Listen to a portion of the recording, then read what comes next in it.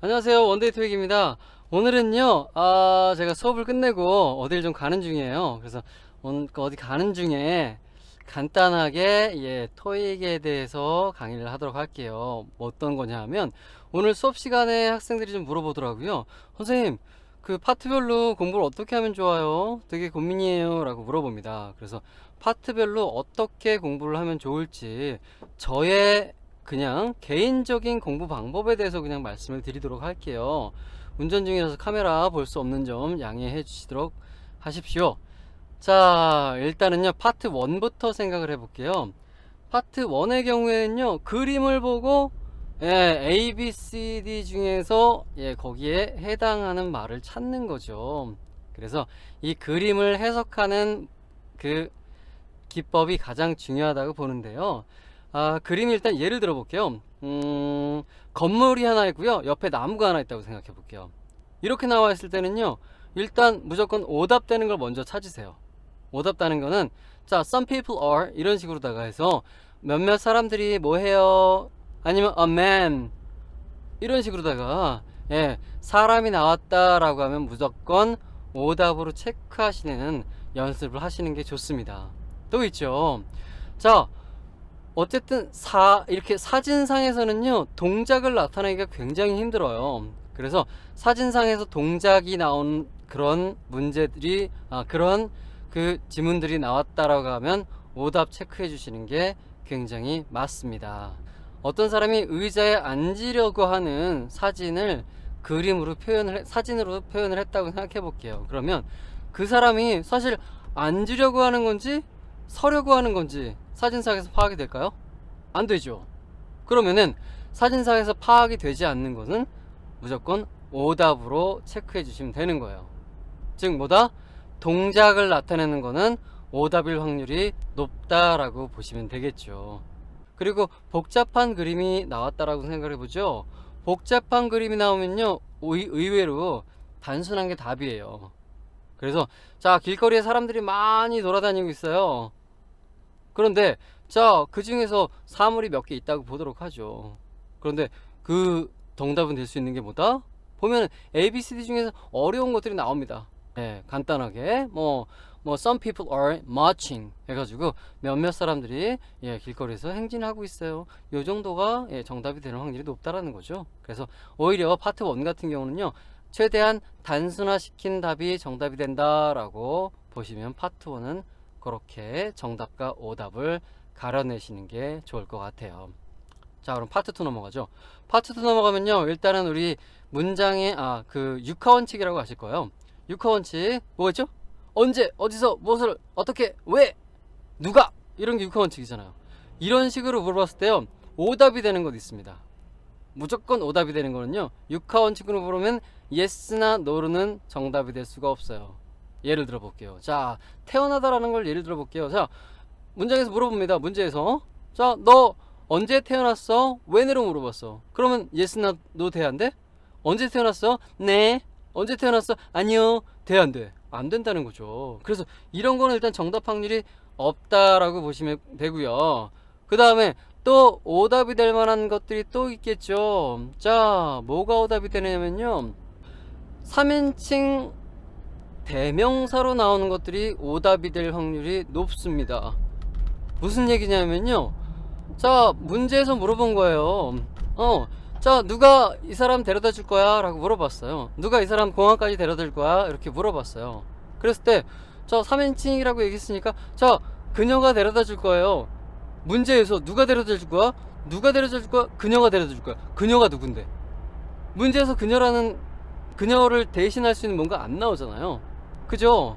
그렇기 때문에 이 3인칭 대명사로 나온다라고 하면은 요거 오답 확률이 굉장히 높아진다라고 보시면 됩니다.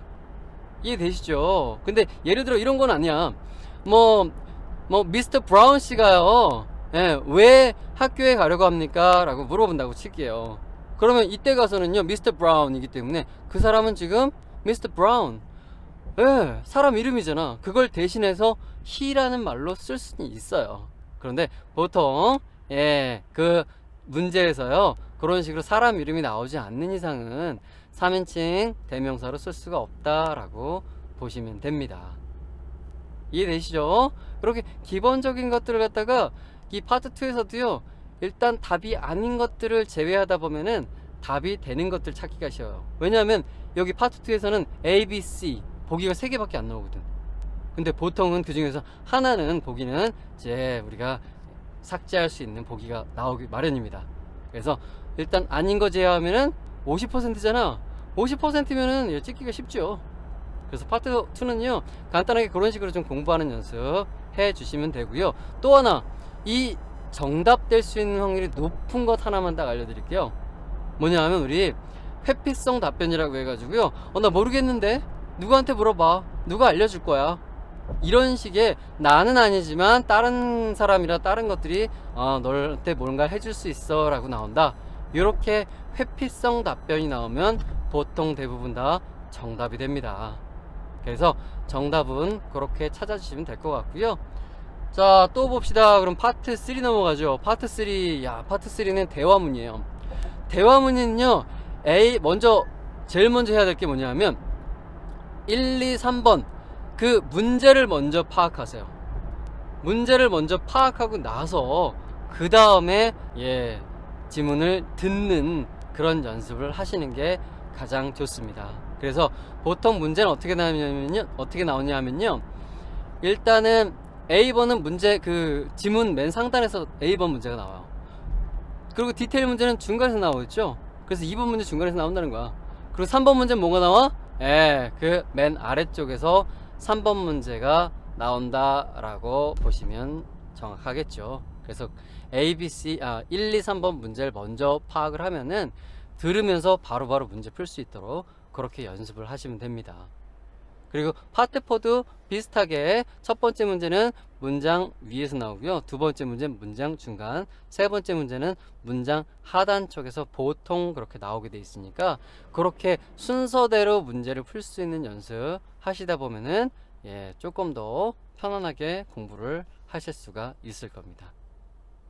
자, 여기까지 해서 파트 1부터 파트 4까지 LC 파트에서 어떻게 공부해요? 라는 문제에 대해서는, 그런 질문에 대해서는 약간의 공부에 대한 해법이 제시되지 않았을까 싶습니다. 그리고 추가적으로 파트 3하고 4는 들어야 되잖아요. 듣는 게 거기서 태어나지도 않고 미드도 많이 안 보고 어떻게 들어? 못 들어. 이렇게 할 때는 연습하는 방법이 있습니다. 그 연습하는 방법은 어떠냐면요, 일단은 먼저 여러분들 한국본 번역본을 먼저 보세요. 저 같은 경우는 그래요. 일단 토익이라는 거는 그 지문 자체가요, 문제은행이기 때문에 한정적이에요. 그래서 그 지문에 대한 뉘앙스가 되게 비슷해져요. 내용이 비슷하다는 거죠. 그러다 보니까 그런 비슷한 것들을 몇 개만 알게 되면은 그런 거 되게 비슷한 거 유추해서 풀 수 있는 문제들이 되게 많아져요. 그래서 먼저요, 여러분들은요, 해석본을 먼저 한 5번 정도 읽어보세요. 그럼 그 내용이 먼저 알죠. 그럼 그 내용이 안 상태에서 그 영어로 된 걸 먼저 한번 읽어봅니다. 해석하고 영어로 된 거하고 매칭을 시킬 수가 있잖아요. 그러면은, 자, 일단 영어로 된 게 매칭이 됐어요. 그러면 그 다음엔 뭐냐 하면 영어 빨리 읽기 연습을 하는 거예요. 그러면 영어 빨리 읽기 연습 보통 몇 번 하냐면은 한 20번 정도 합니다. 20번 정도를 영어 빨리 읽기 연습을 하잖아요. 그러면 그 내용이 우리 머릿속에서 한글하고 영어하고 이렇게 딱 합쳐져 가지고 그렇게 머릿속은 생각하게 돼 있어요. 그래서 입으로는 영어를 얘기하고 귀로는 영어를 듣지만, 그러면 머릿속으로는 한국말로 해석을 한다는 거죠. 이렇게 해서 연습을 하시잖아요. 그러면은 이 파트 LC에서요, 파트 3하고 이 4 부분 쉽게 공부할 수 있습니다. 그것도 빠른 시간 안에. 그렇게 하는 연습 한번 앞으로 해보시기 바랍니다. 자, 여기까지 해서 LC 파트에 대한 공부 방법 한번 알아봤고요. 그리고 앞으로 여러분들은 RC 파트 제가 계속 강의하고 있는 부분 열심히 공부하셔가지고요, LC 파트와 RC 파트 모두들 높은 성적 거두시길 바랍니다. 그럼 다음 시간에 뵐게요. 안녕. 빠이빠이.